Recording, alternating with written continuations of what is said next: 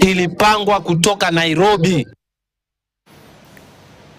Familia ya polisi wa Kiba NPR kutoka Isiolo James Lojoril Leripanae aliyetoweka katika mazingira yasiyoeleweka wiki moja iliyopita imelalamikia ulegevu wa vyombo vya usalama kubaini alipo mpendwa wao.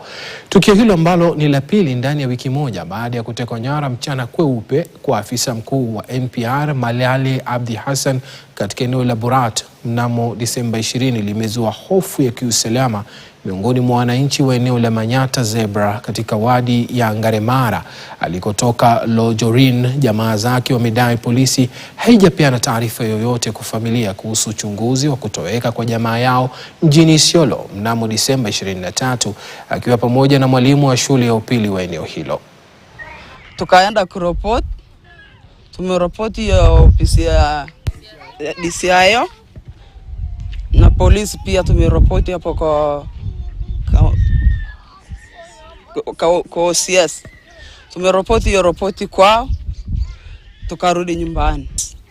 Sasa tangu hiyo siku yote hakuna habari yoyote ama mabadiliko tumepata.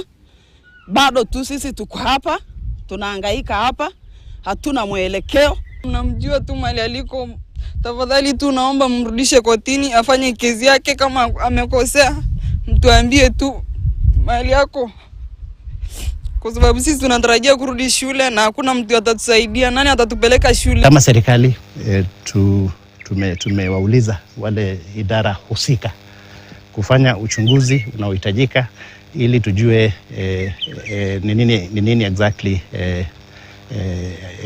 iliweza ikafanyika. But